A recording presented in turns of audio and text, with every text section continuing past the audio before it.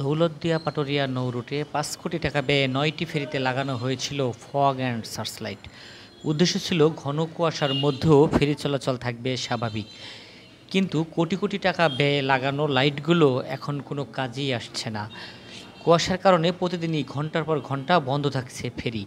বিষয়টি নিয়ে কোনো সদুত্তর নেই ঘাট কর্তৃপক্ষের কাছে। এই ফগ অ্যান্ড সার্চ লাইটগুলো বসানো হয়েছিল ২০১৪ সালে। ফেরি খানজাহান আলী, কেরামত আলী, বীরশ্রেষ্ঠ রুহুল আমিন, শাহ আমানত সহ ৯টি ফেরিতে সে সময় খরচ হয়েছিল প্রায় ৫ কোটি টাকা।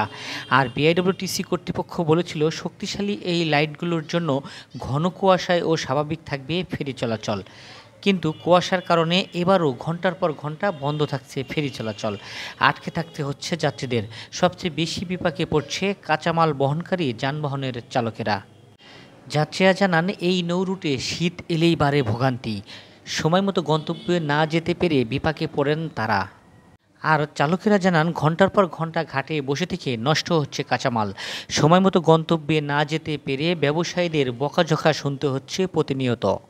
এই সমস্যার সমাধানে কোনো উপায় বলতে পারেনি বিআইডব্লিউটিসি কর্তৃপক্ষ। উল্টো দায় চাপাচ্ছেন বিআইডব্লিউটিসির কারিগরি বিভাগের ওপর। বলছেন ঘন কুয়াশায় যানমালের নিরাপত্তায় বন্ধ রাখা হচ্ছে ফেরি। দৌলতদিয়া পাটুরিয়া নৌরুটে বর্তমানে ১২টি ফেরি দিয়ে করানো হচ্ছে পারাপার।